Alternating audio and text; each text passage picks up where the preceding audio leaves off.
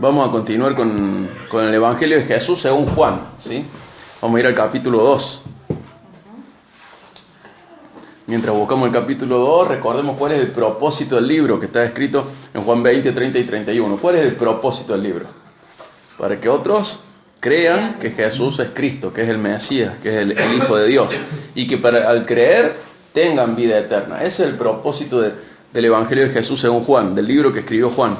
Era importante entender que Juan es el evangelista que más énfasis hace, o más tiempo dedica, o más páginas dedica a la segunda mitad, a la pasión de Cristo. Este libro está dividido en dos. En la parte, ministerio público de Jesús, se le dice el libro de las señales, o la parte de las señales, pero la segunda mitad de Juan es toda la pasión. Es de los 4 libros escritos por los evangelistas, el que más espacio, más páginas, más letras le da a esta última semana de Jesús. Todavía estamos en la primera etapa de su ministerio, y una característica suya es señalar a Jesús como Dios, como Hijo de Dios, como Mesías, señalar a Jesús como divino a través de cada milagro. Es una característica muy marcada de Juan. Tuvimos el prólogo en el capítulo 1, tuvimos el testimonio de Juan el Bautista, tuvimos un modelo de discipulado, y ahora vamos a entrar en una etapa en la que lo podemos dividir en dos. Por un lado hay instituciones del judaísmo que vamos a ver, y por otro lado hay festividades del judaísmo. Entonces, por ejemplo, hoy vamos a comenzar con una boda, es una institución, luego se va a hablar del templo, luego de un rabino, luego de un pozo en Samaria, y luego pasa a las fiestas. Uno es el sábado, luego la Pascua, luego la de los tabernáculos y luego la de Hanukkah. Está dividida esta porción en eso, primero instituciones y luego fiestas. Y en el capítulo 1 vimos a sus primeros discípulos. ¿Quién eran sus primeros discípulos? ¿Qué nombre recuerdan? Juan, Andrés, Felipe, Pedro y el último, Natanael. Y Natanael era de Caná. Y así comienza el 2, yendo a Caná. Caná estaba cerca, y probablemente la fiesta de este casamiento esté relacionado con familiares o amigos de la familia de Jesús. Por eso va a estar su mamá en la fiesta en Caná. Y dice así Juan 2, desde el 1 al 12. Al tercer día se celebró una boda en Caná de Galilea, y estaba allí la madre de Jesús.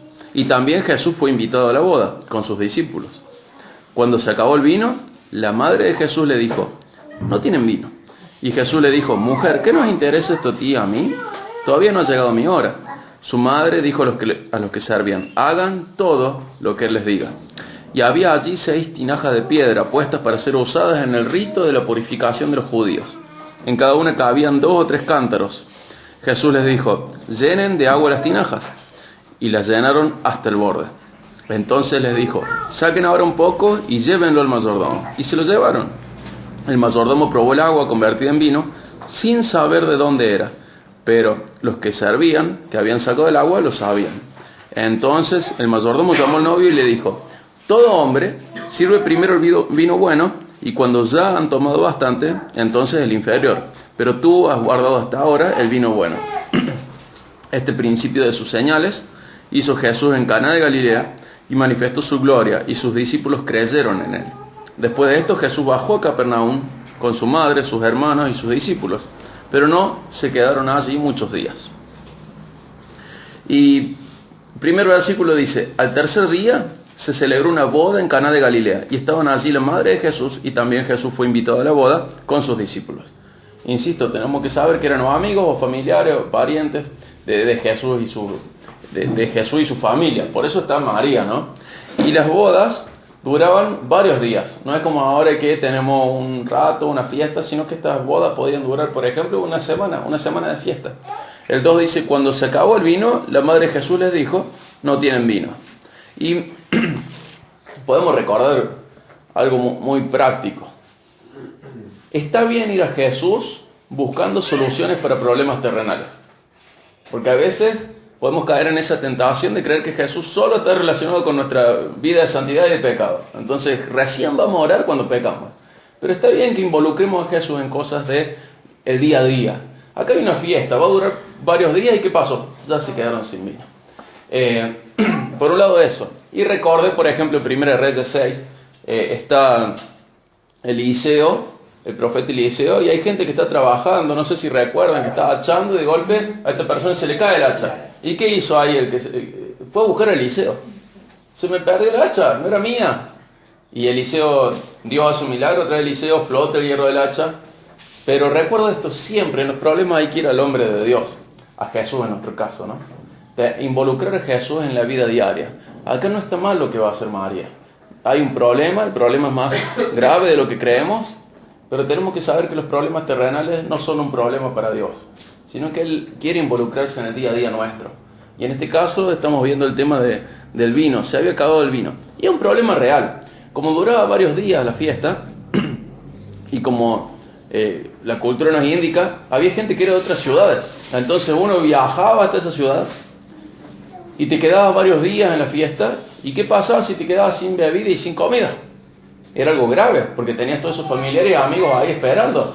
Y esto podía traer una pérdida de reputación social, era un mal testimonio, y por otro lado podía haber un problema legal, que los invitados demandaran al novio por la ausencia de vino o de comida. Porque ya que viajaste hasta acá, encima no vas a tener comida, no vas a tener bebida.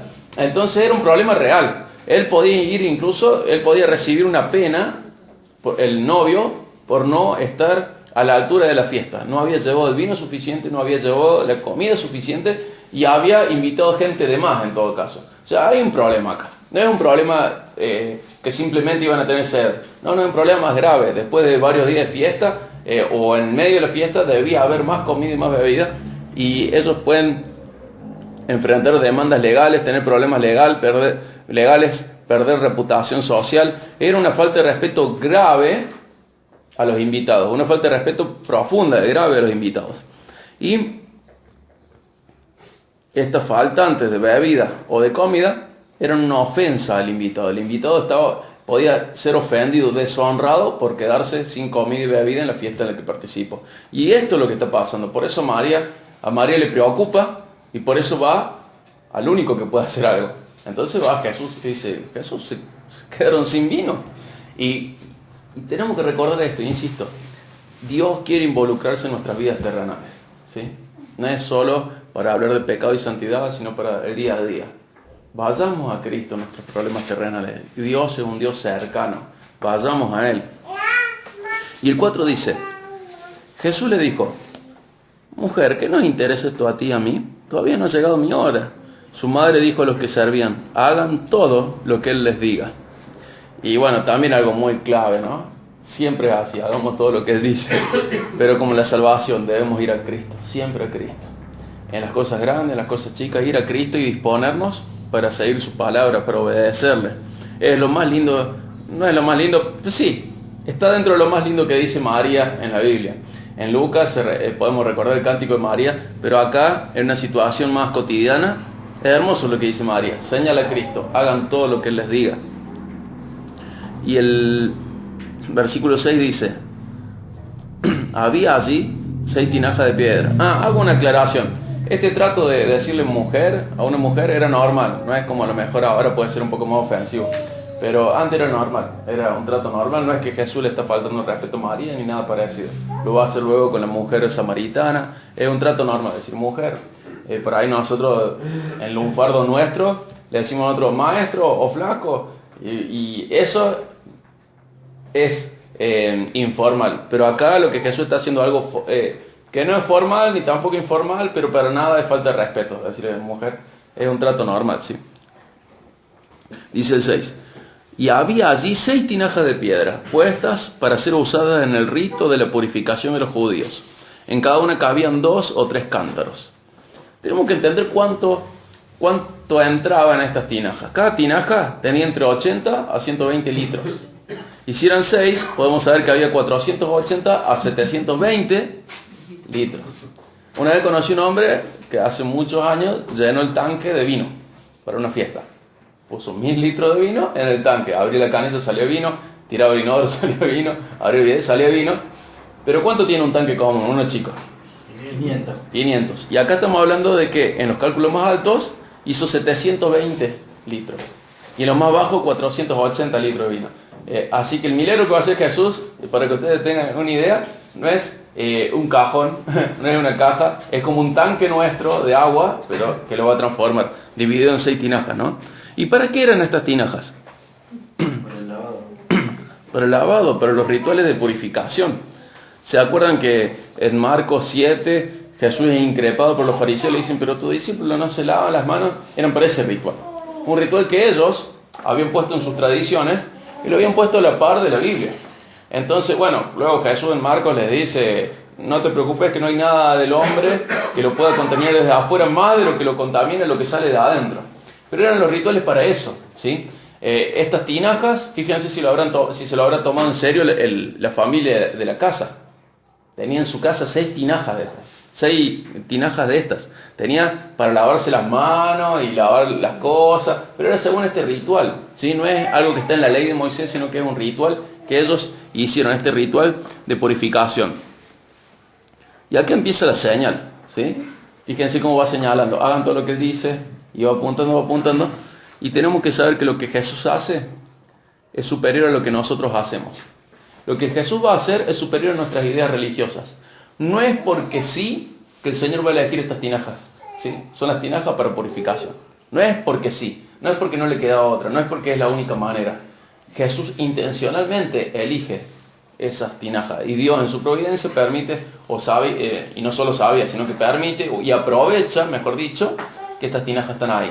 Porque acá hay una señal, lo que Jesús hace siempre va a ser superior a lo que nosotros hacemos. Las ideas de Jesús son superiores a nuestras ideas religiosas. Eso es muy importante entender. Siempre lo que Él hace es superior a lo que nosotros hacemos. Y el versículo 7 dice, Jesús les dijo, llenen de agua las tinajas, y las llenaron hasta el borde. La obediencia con Jesús siempre tiene que ser completa. Cuando nosotros obedecemos a medias, ¿sirve eso o no sirve? No sirve. Nosotros tenemos que tener una obediencia completa a Jesús. Si yo no logro o no me dispongo a obedecer completamente a Jesús, ¿yo puedo tener expectativas de parte de Dios? ¿Puedo esperar que Él haga algo? No. Sin embargo, ¿lo hacemos o no lo hacemos? Sí. Hacemos las cosas de nuestra manera y no deberíamos tener expectativas, pero tenemos expectativas como si las hubiéramos hecho bien. Y acá si vemos que Jesús da una orden y la gente la cumple al pie de la letra perfectamente, podemos tener expectativas. Y con nuestra vida también. ¿Qué va a pasar? Ustedes ya saben qué va a pasar acá, porque ya conocen el pasaje. Pero si no supiéramos qué iría a pasar, tenemos que aumentar la expectativa. Jesús dijo algo y ellos cumplieron perfectamente, obedecieron perfectamente. Tengo que tener expectativa. ¿Qué va a pasar con esto entre 500 y 720 litros de agua? ¿Qué va a pasar con esto? Tengamos expectativa porque fue obedecido Jesús de manera perfecta. El 8 dice, entonces les dijo, saquen ahora un poco y llévenlo al mayordomo. Y se lo llevaron. Y el mayordomo probó el agua convertida en vino. Segunda señal. En la Biblia, ¿en qué momento se convirtió agua en otra cosa? En sangre. Primer punto, Jesús es superior a lo que nosotros hagamos. Segundo punto, Jesús es superior a Moisés. Es terrible lo que están viviendo ellos. Este es la primera señal de Jesús pública, el inicio de su ministerio bíblico, es el primer milagro que hace, que tenemos registrado, el primer milagro suyo. Y fíjense que ya está diciendo, las ideas rituales de ustedes, lo mío es superior, traigan las tinajas de purificación. Lo de Moisés, lo mío es superior. Moisés convirtió el agua en sangre, está relatado en Éxodo 7, el agua del Nilo en sangre. Pero yo lo transformo en algo superior, en vino. Y ya está marcando, Él es superior a nuestras ideas religiosas, y Él es superior al mejor sistema religioso fuera el de Moisés. Él es superior a lo nuestro, a lo de Dios en Moisés, Él es superior. Lo que viene con Él es superior. Y sigue el versículo 9 diciendo, lo leo de nuevo 9, el mayordomo probó el agua convertida en vino, sin saber de dónde era, pero los que lo servían, que habían sacado el agua, lo sabían. Entonces el mayordomo llamó al novio y le dijo, todo hombre sirve primero el vino bueno, y cuando ya han tomado bastante, entonces el inferior, pero tú has guardado hasta ahora el vino nuevo. O sea que todo lo anterior, ¿cómo era? Era inferior. Todo. Lo servido antes era inferior. Y por un lado está hablando de vino, pero nosotros abramos los ojos teológicos y sabiendo cómo escribe Juan y que está señalando algo, insisto, Jesús superior a nuestras ideas religiosas, Jesús superior a Moisés, Jesús superior a todo lo que haya habido antes de él, superior a todo. Y volviendo a lo que estaba sucediendo en primer plano, tenemos que saber que esto del vino servido al principio y al final no era una cuestión de borrachera, sino de paladar. Uno no diferencia tan bien después de haber tomado bastante. Entonces se servía el primer vino para que la gente quedara bien. Oh, mirá lo que se ve. Y ahora dice, no, ahora estás dando lo mejor. Y es solo por eso. Quería aclarar que no era una cuestión de borrachera, porque muchas veces escuchamos que ya estaban borrachos y encima Jesús les dio más vino. Y no es así lo que la Biblia está enseñando. Y el nuevo pacto es superior al viejo, ¿sí? Todo lo que Jesús va a hacer es superior a todo lo que había antes. Y fíjense, vamos a Romanos 3.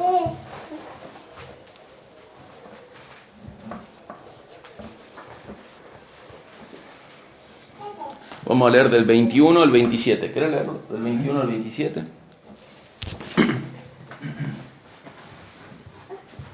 Pero ahora, tal como se prometió tiempo atrás en los escritos de Moisés y de los profetas, Dios nos ha mostrado cómo podemos ser justos ante Él sin cumplir con las exigencias de la ley.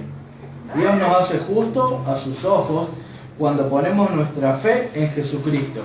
Y eso es verdad para todo el que cree, sea quien fuere, pues todos hemos pecado.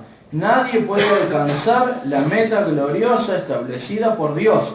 Sin embargo, Dios nos declara justos gratuita y bondadosamente por medio de Cristo Jesús, quien nos liberó del castigo de nuestros pecados.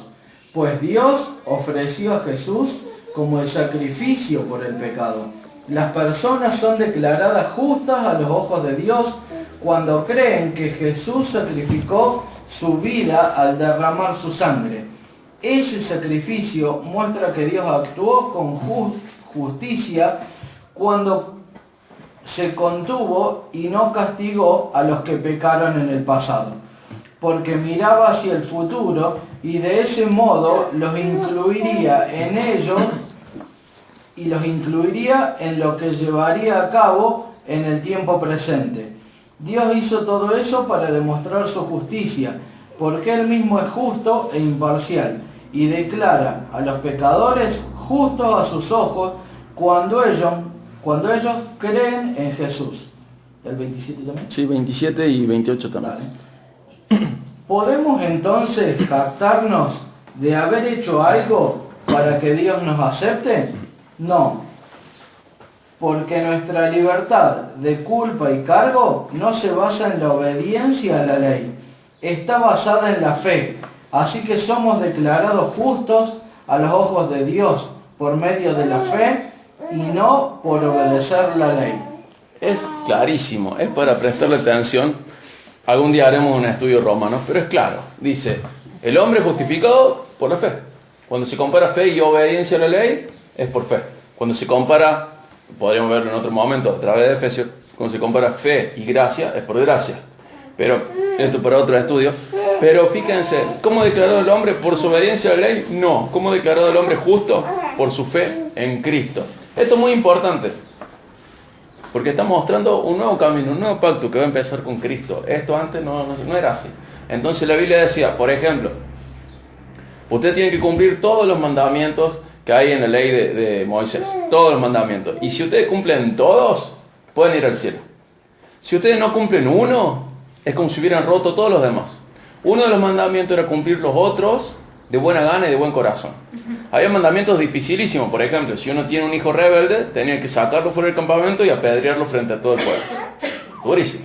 Había otro mandamiento, que si tu esposa, tu mejor amigo, alguien cercano a vos, te incitaba a adorar a otro Dios, vos tenías que no tenerle misericordia, dar el primer golpe, sacarlo y apedrearlo con toda la congregación.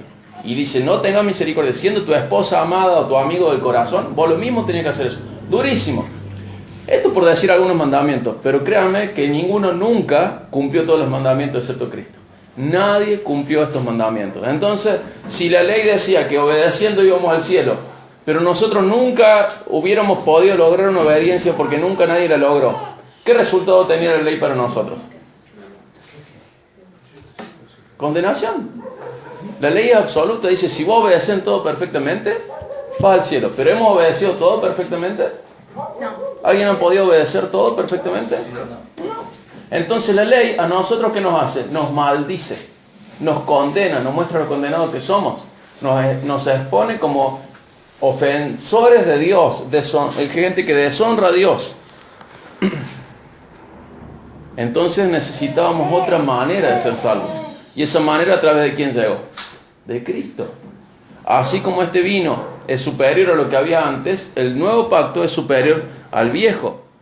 En Hebreos 7, 18 y 19 dice así: porque ciertamente queda anulado el mandamiento anterior por ser débil e inútil, pues la ley nada hizo perfecto y se introduce una mejor esperanza mediante la cual nos acercamos a Dios. En Hebreos 8, 6 y 7 dice: ahora Jesús ha obtenido un ministerio tanto mejor, por cuanto Él es también el mediador de un mejor pacto, establecido sobre mejores promesas. Pues si aquel primer pacto hubiera sido sin defecto, no se hubiera buscado lugar para el segundo. ¿Se da cuenta? Esto es algo que no sé por qué pasa tan por alto en las iglesias, en la mayoría. El viejo pacto está anulado. Gracias a Dios que está anulado. Porque ninguno de nosotros nunca hubiera sido merecedor de las promesas del viejo pacto. Nunca, ninguno, de ninguna manera. Y esto es lo que explicaba recién en Romanos 3. Ninguno nunca pudo cumplir con las exigencias de Dios. Nunca, nunca, nunca. Y no era que solo, bueno, si obtenés esto, si obedeces vas a obtener esto, sino que había otra contraparte. Si no obedeces vas a recibir todo esto, y maldiciones, problemas.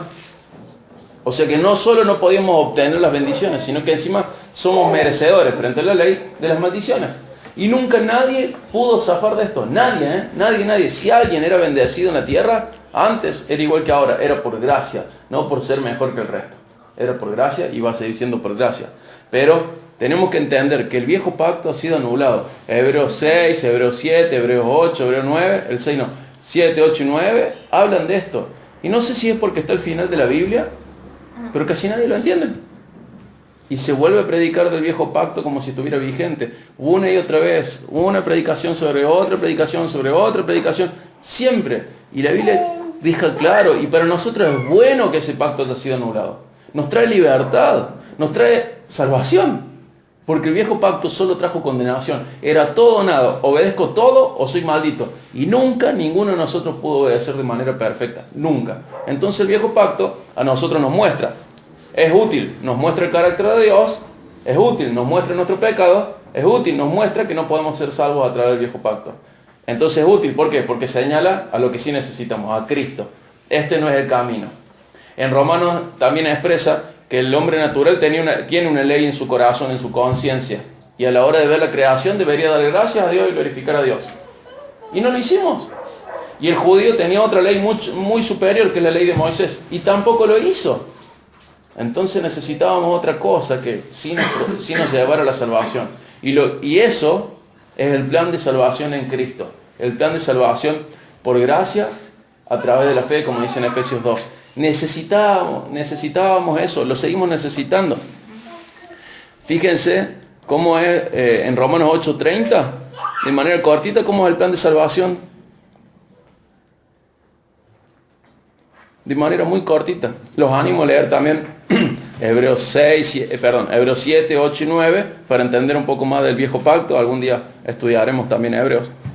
Pero Romanos 8:30 no dice que la salvación es por la glorificación del humano, la salvación, la herencia del cielo. No dice que es por obediencia. Fíjense cómo dice.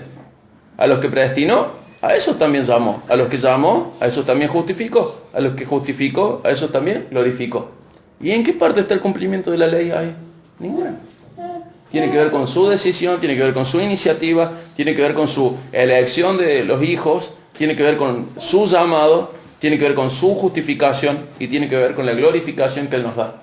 Pero fíjense que no tiene que quedar bien claro, que no es a través de la obediencia que se llega al cielo. Se llega por gracia a través de la fe al cielo. Es un regalo absoluto de Dios.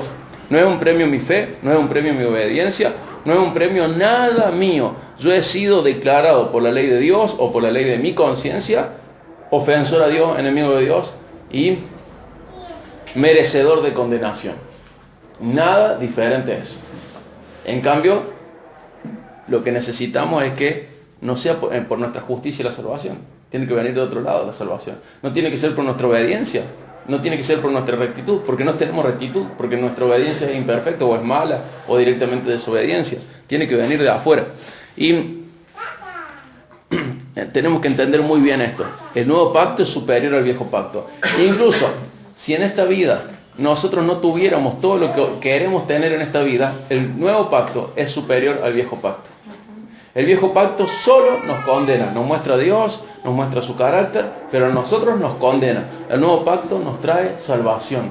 No teníamos salvación de otra manera. Nadie fue salvo por obras, nadie fue salvo nunca por obedecer la ley. Nadie nunca lo pudo hacer. Todos los que fueron salvos antes de Jesús fueron por fe, por gracia. Tenemos que tener muy claro eso es muy importante. Y ahora una pregunta. ¿Jesús necesitó tiempo para producir vino, para transformar el agua en vino? Hizo falta, dijo, bueno, esperen que fermenten, den 7 vueltas acá al salón de fiesta y hizo falta algún ritual humano. ¿Nunca han escuchado la frase los tiempos de Dios? Hablando de la persona, del proceso personal. Yo creo que los tiempos de Dios muchas veces son enletecidos por nosotros. Nada, tiempo de Dios, no son los de Dios, son los nuestros. Nosotros no queremos renunciar al pecado, no queremos tomarnos las cosas en serio, no queremos crecer en las doctrinas, en el aprendimiento, en el conocimiento de doctrinas, no queremos crecer en las disciplinas las disciplinas espirituales, orar, leer la Biblia. Y encima muchas veces le echamos la culpa a Dios. Es no, los tiempos de Dios, todavía no me hizo libre de este pecado. No son los de Dios, son los míos, porque Dios hace así. Él dice, sea la luz, ¿y qué pasó? Fue la luz. Y después en Corintios que dice, aquel que hizo la luz en el principio, lo hizo en nuestros corazones, para que la luz de Cristo ilumine nuestros corazones para ver la cara de Dios. O sea, totalmente diferente a lo que a veces nosotros decimos. El Señor no tiene problemas de tiempo, el Señor hace las cosas así. Cuando Él quiere, Él hace. Nosotros frecuentemente queremos frenar los tiempos de Dios. Y si en 2 Corintios 5:17 dice, de modo que si alguno está en Cristo, nueva criatura es, o sea, una nueva creación. Las cosas viejas pasaron, ahora han sido hechas nuevas. ¿Está hablando de un proceso? No. Entonces, creo que el Señor nos ha dado más poder en el Espíritu Santo para dejar pecado que lo que nosotros queremos usar. Hay cosas que sí son procesos, pero muchas de las cosas que nosotros no queremos dejar, no es por proceso, no es porque Dios sea lento, es porque nosotros amamos esos pecados. O amamos la falta de disciplina para orar, o amamos la falta de decisión para leer la Biblia. Pero no es que Dios tiene un problema de tiempos. Él hizo las cosas nuevas, bueno, soy hecho nuevo. Tengo el Espíritu Santo, estoy en Cristo, bueno, lo viejo pasó, ahora soy nuevo. Y muchas veces nosotros queremos seguir siendo viejos, pero ya somos nuevos. Entonces nos animemos y entendamos que Dios transforma enemigos en hijos, así como transformó agua en vino, y lo hace así, y nos da libertad, y nos muestra la verdad que trae libertad. Entonces renunciemos a ese abandono que tenemos a veces en nuestra vida espiritual, diciendo, no tengo tiempo para leer, no tengo tiempo para orar. Si sos una persona nueva, ¿cómo no vas a tener tiempo para estas cosas? Si sos una persona nueva, ¿cómo no vas a valorar más estas cosas?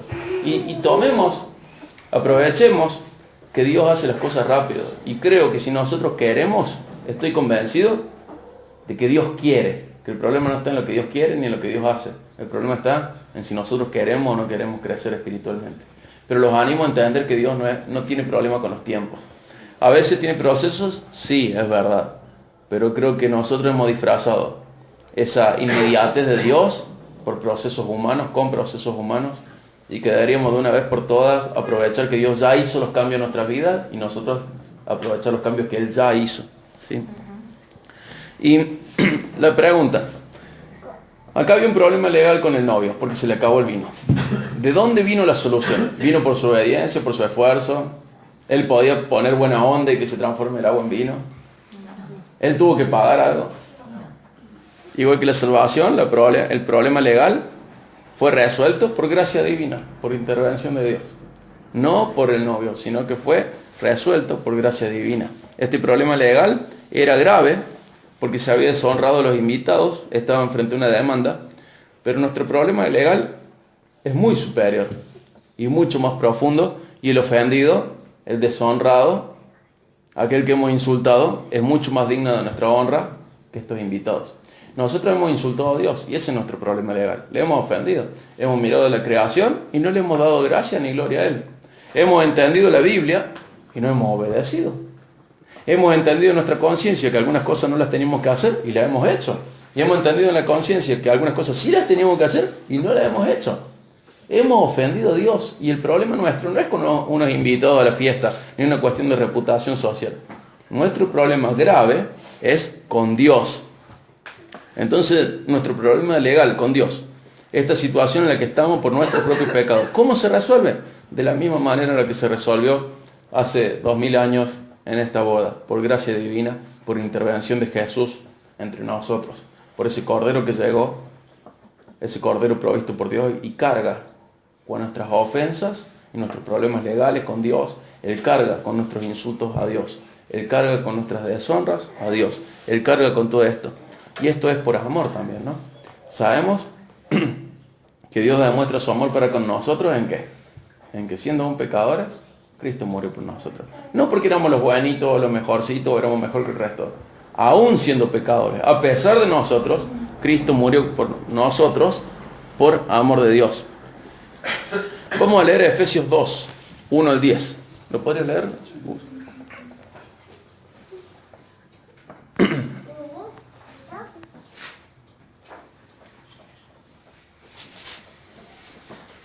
Antes, ustedes estaban muertos a causa de su desobediencia y sus muchos pecados. Vivían en pecado igual que el resto de la gente, obedeciendo al diablo, el líder de los poderes del mundo invisible, quien es el espíritu que actúa en el corazón de los que se niegan a obedecer a Dios.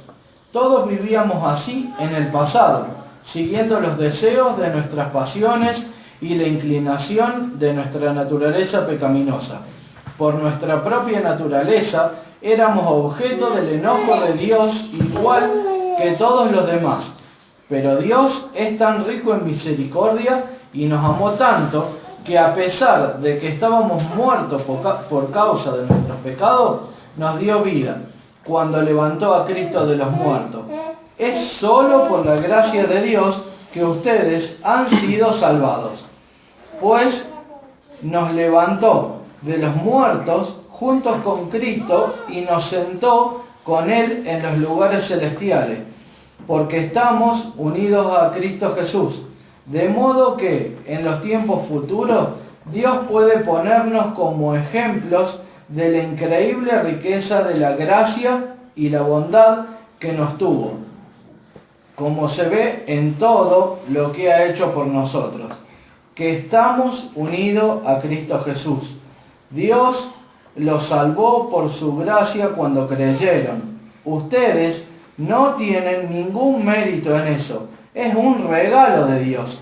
La salvación no es un premio por las cosas buenas que hayamos hecho, así que ninguno de nosotros puede jactarse de ser salvo, pues somos la obra maestra de Dios.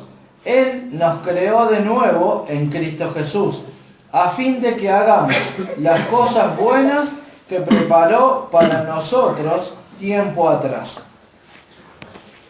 Es clarísimo, ¿sí? Es claro, nuestra salvación, ¿por qué es? Porque Dios es rico en misericordia, Él nos salva por gracia, no es un premio para nosotros, no hay forma de que sea un premio, de tal manera de que nadie se podría jactar frente a nadie de ser salvo.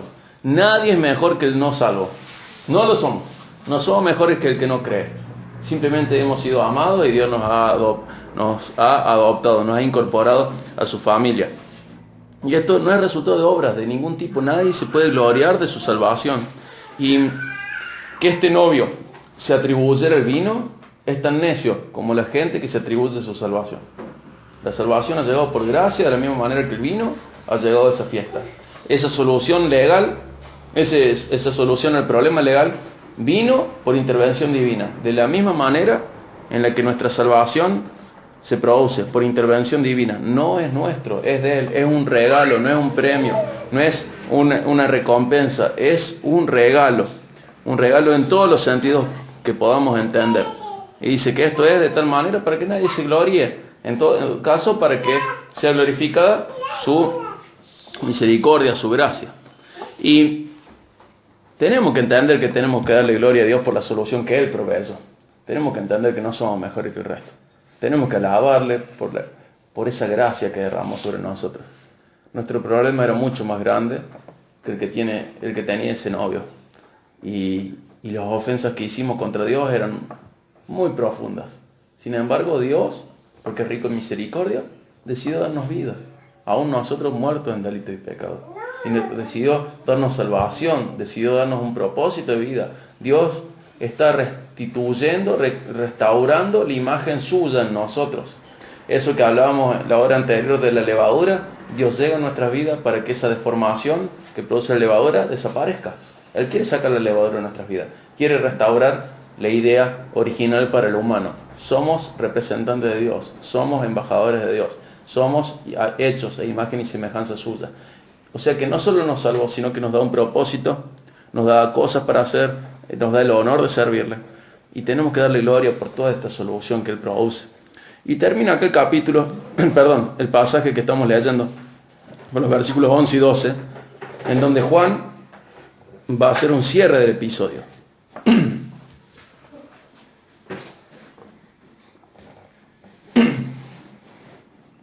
Dice el 11, este principio de sus señales hizo Jesús en Canaán de Galilea y manifestó su gloria, y sus discípulos creyeron en él. Después de esto, Jesús bajó a Capernaum con su madre, sus hermanos y sus discípulos, pero no quedaron allí muchos días. Y resumiendo, lo que Jesús hace es superior a lo que nosotros hacemos. Lo de él era superior a los rituales de purificación. Lo que Jesús hace es superior a la ley de Moisés, a pesar de que la ley de Moisés es el mejor código religioso fuera de Jesús. Lo que Jesús hace puede no necesitar tiempo. Y la solución al problema legal viene por gracia divina. En nuestras vidas lo que Jesús hace es superior. En nuestras vidas lo que Jesús hace puede ser inmediato. Y en nuestras vidas lo que Jesús hace es por gracia y no por obras nuestras. Y algo característico es esto. Mateo, Marcos y Lucas, cuando hablan de estos milagros, usan una palabra específica. Es milagro, es dinamis, es Marcos. Mateo, Marcos y Lucas están pensando sí o sí en milagros, pero Juan habla de señales, otra palabra en griego. ¿Por qué? Porque todo Juan está mostrando que esto no es solamente una muestra del poder de Dios, de que Él hace lo que quiere. Esto es una muestra de algo más. Esta es la muestra de que Dios está en Cristo. Esto son señales. ¿Qué apuntan estas señales? De que Jesús es Dios. Todas las señales. Es la manera de escribir de Juan. Está apuntando a través de esto que Él es Dios, que Jesús es Dios. Pero ahora hago una pregunta. Nosotros podemos ver los milagros, pero los milagros no nos tienen que tapar las señales. ¿Me explico? Jesús va a producir la alimentación de 5.000 hombres, más las mujeres, más las niñas. Y ahí hay un milagro. Pero ¿cuál es la señal? De que Él es Dios. Y muchas veces en nuestras vidas leemos la Biblia y el milagro nos tapa la señal. Y en nuestras vidas la bendición nos tapa al bendecidor. Y muchas veces damos por sentado de que Dios puede hacer cosas lindas en nuestra vida y nos regala, pero nos tapa algo. Si el Señor nos regala salud, ¿ya está? Ese es todo el propósito de la salud que tenemos. Si el Señor nos regala bienes materiales, ¿ya está? Eso es todo. Dios es bueno para conmigo y ya está, se acabó. ¿O hay algo más detrás de esa bendición? Hay un nuevo conocimiento del bendecidor. Y la bendición nunca me tiene que tapar el bendecidor. Y en todo caso, la bendición me tiene que señalar al bendecidor para que yo le valore más, para que yo entienda más de lo digno que Él es, para que yo entienda más, no solo de su grandeza, sino de lo que Él merece por lo que hizo en mi vida. En todo, Nunca las bendiciones nos tienen que tapar al bendecidor. El milagro no nos tiene que tapar la señal. ¿Estás viendo la señal? Todo señala hacia la divinidad de Cristo. Pero cada bendición que tenés en tu vida, ¿está señalando su fuente? Cada bendición que hay sobre tu vida, ¿está señalando la fuente? ¿O simplemente vos lo tomás como algo que llega y no mirás al bendecidor? Para mí fue un gran desafío pensar en esto. Y me llevó el arrepentimiento y me llevó también el agradecimiento. Cada bendición me tiene que señalar al bendecidor. Si no, la bendición no tiene sentido. Yo no soy el importante, Él es el importante. Miremos a Cristo y comencemos a señalar cada día más a Cristo. Arrepintámonos por las bendiciones que nos taparon al bendecidor. Agradezcamos por esas bendiciones, pero miremos a Cristo que está detrás de esas bendiciones y señalemos a otros a Cristo a través de esas bendiciones también, ¿sí? Les animo a terminar con esta reflexión. Arrepintámonos, agradezcamos, miremos a Cristo y señalemos a Cristo. Vamos a finalizar orando y pidiendo al Señor perdón por todas las veces en las que hemos perdido de vista al bendecidor y agradeciéndole y pidiéndole para poder señalarle mejor y conocerle mejor.